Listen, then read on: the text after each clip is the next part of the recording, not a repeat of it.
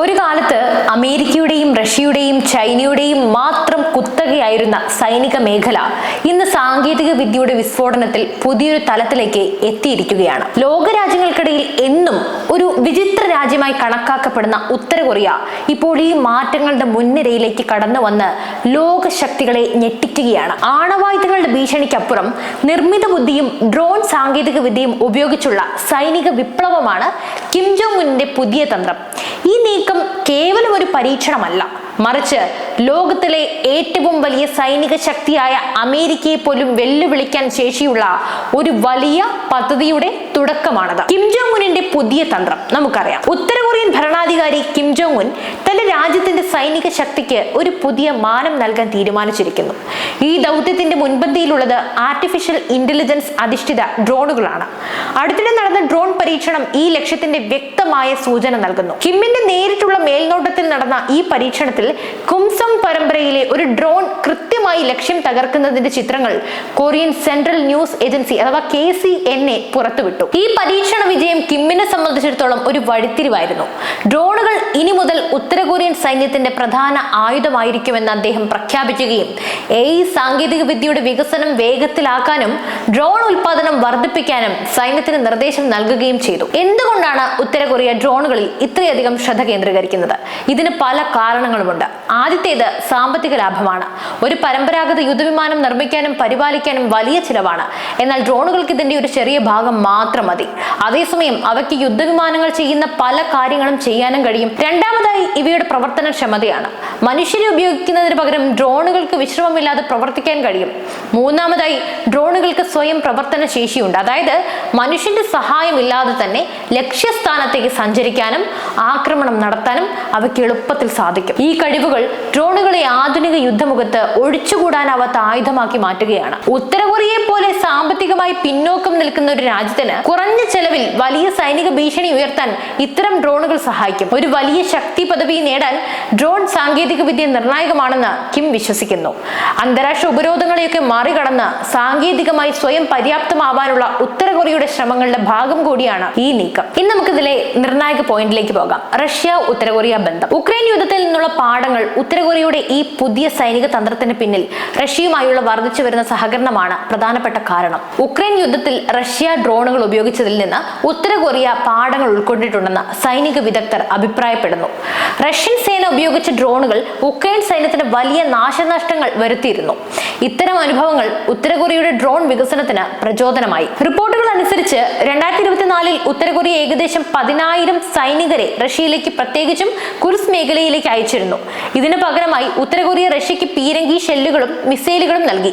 ഈ സൈനിക കൈമാറ്റം ഇരു രാജ്യങ്ങളും തമ്മിലുള്ള ആഴത്തിലുള്ള സൈനിക സഹകരണത്തിന്റെ തെളിവാണ്. റഷ്യൻ യുദ്ധക്കളത്തിൽ നിന്നും ആധുനിക യുദ്ധ രീതികളിൽ പരിശീലനം നേടാൻ ഉത്തര കൊറിയൻ സൈനികർക്ക് അവസരം ലഭിച്ചു. ദക്ഷിണ കൊറിയയിലെ ക്യുങ്നാം സർവകലാശാലയിലെ പ്രൊഫസർ ലിം യുൾ ചൂൾ പറയുന്നതനുസരിച്ച് റഷ്യയിൽ നിന്നും ലഭിച്ച സാങ്കേതിക വിദ്യയുടെയും ഉക്രൈൻ യുദ്ധാനുഭവങ്ങളുടെയും അടിസ്ഥാനത്തിൽ ഉത്തര കൊറിയ 2024 മുതൽ AI സാങ്കേതിക വിദ്യയിൽ ശക്തമായ മുന്നേറ്റം നടത്തി.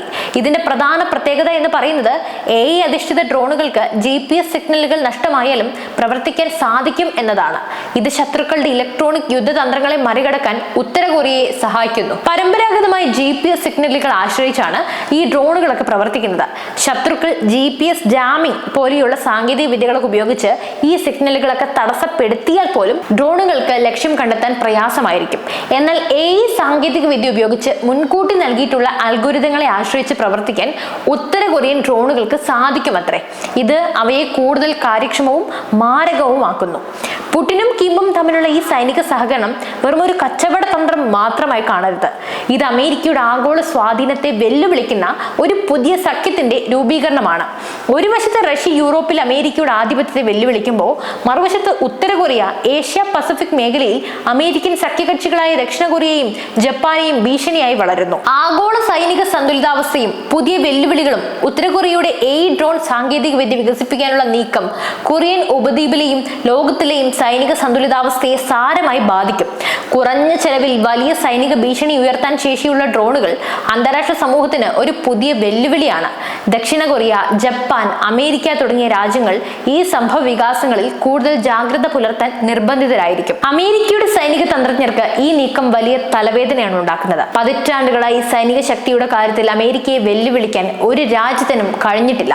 എന്നാൽ റഷ്യയും ഉത്തര കൊറിയയും ഉൾപ്പെടെയുള്ള രാജ്യങ്ങൾ അമേരിക്കയുടെ സാങ്കേതിക വിദ്യ മേൽക്കോയ്മയെ വെല്ലുവിളിക്കാൻ തയ്യാറാവുകയാണ്. ഡ്രോണുകൾ പോലുള്ള ആയുധങ്ങൾ ഉപയോഗിച്ച് പരമ്പരാഗത യുദ്ധരീതികളെ മറികടക്കാൻ അവർ ശ്രമിക്കുന്നു. അമേരിക്കയെ ലോക പോലീസ് എന്ന് വിശേഷിപ്പിക്കുന്നത് അതിന്റെ സൈനികവും സാമ്പത്തികവുമായ മേൽക്കോയ്മയുടെ അടിസ്ഥാനത്തിലാണ്. എന്നാൽ റഷ്യൻ ഉത്തര കൊറിയൻ സഖ്യം ഈ മേൽക്കോയ്മയൊക്കെ തകർക്കാൻ ശ്രമിക്കുന്നു. പുടിനും കിമ്മും തമ്മിലുള്ള വൻ പ്ലാനിംഗ് അമേരിക്കയുടെ ലോക പോലീസ് പദവിക്ക് തീർച്ചയായും ഒരു വെല്ലുവിളി തന്നെയാണ്. ഇരു രാജ്യങ്ങളും പരസ്പരം സാങ്കേതിക വിദ്യയും സൈനിക ഉപകരണങ്ങളും കൈമാറി ശക്തി വർദ്ധിപ്പിക്കുകയാണ്. ഈ നീക്കങ്ങൾ ഭാവിയിലെ യുദ്ധങ്ങളുടെ സ്വഭാവം തന്നെ എങ്ങനെ മാറുമെന്നതിന്റെ സൂചന നൽകുന്നു. മനുഷ്യരില്ലാത്ത സ്വയം പ്രവർത്തിക്കുന്ന ആയുധങ്ങൾ ഉപയോഗിച്ച് യുദ്ധം ചെയ്യുന്ന ഒരു കാലം വിദൂരമൊന്നുമല്ല. ഇത് ധാർമ്മികവും നിയമപരവുമായ നിരവധി ചോദ്യങ്ങൾ ഉയർത്തുന്നുണ്ട്. ഒരു AI ഡ്രോൺ ഒരു തെറ്റ് ചെയ്താൽ ആരായിരിക്കും അതിന് ഉത്തരവാദി? മനുഷ്യന്റെ നിയന്ത്രണമില്ലാതെ പ്രവർത്തിക്കുന്ന ആയുധങ്ങൾ എത്രത്തോളം സുരക്ഷിതമാണ്? ഈ ചോദ്യങ്ങൾക്ക് ആർക്കും കൃത്യമായ ഉത്തരമില്ല. കിം ജോങ് ഉന്നിന്റെ ഈ തന്ത്രപരമായ നീക്കങ്ങൾ ഭാവിയിൽ ലോക സൈനിക രംഗത്ത് ഡ്രോണുകളുടെയും AIയുടെയും പങ്ക് എത്രത്തോളം നിർണായകമാകും എന്നതിന്റെ സൂചന കൂടിയാണ് നൽകുന്നത്. റഷ്യൻ സഹായത്തോടെ AI ഡ്രോൺ സാങ്കേതിക വിദ്യ വികസിപ്പിക്കാനുള്ള ഉത്തര കൊറിയയുടെ നീക്കം മേഖലയിലെ സൈനിക സന്തുലിതാവസ്ഥയെ സാരമായി തീർച്ചയായും ബാധിക്കും. ഇത് അമേരിക്കയെയും മറ്റ് പാശ്ചാത്യ രാജ്യങ്ങളെയും കൂടുതൽ ജാഗ്രത പുലർത്താനായി പ്രേരിപ്പിക്കും. ഈ ഒരു സാഹചര്യത്തിൽ ലോകരാഷ്ട്രങ്ങൾക്കിടയിൽ പുതിയ സഖ്യങ്ങൾ രൂപം കൊള്ളാനും ശീതയുദ്ധത്തിന് സമാനമായ ഒരു അന്തരീക്ഷം സൃഷ്ടിക്കപ്പെടാനും സാധ്യതയുണ്ട്. കിഴക്കൻ ഏഷ്യയിൽ കൊറിയൻ ഉപദ്വീപ് ഒരു പുതിയ സംഘർഷ മേഖലയായി മാറിയേക്കാം. AI ഡ്രോണുകളുടെ കടന്നുവരവ് ലോകത്തിന്റെ സൈനിക രാഷ്ട്രീയത്തിൽ തീർച്ചയായും വലിയ മാറ്റങ്ങൾ വരുത്തും. ഇത് പുതിയ യുദ്ധതന്ത്രങ്ങളും പ്രതിരോധ രീതികളും രൂപപ്പെടുത്താൻ രാജ്യങ്ങളെ പ്രേരിപ്പിക്കും. ചുരുക്കത്തിൽ ഉത്തര കൊറിയയുടെ ഈ നീക്കം ഒരു ചെറിയ രാജ്യത്തിന്റെ വെറും ഒരു സൈനിക പരീക്ഷണമായി നമുക്ക് കാണാനാകില്ല.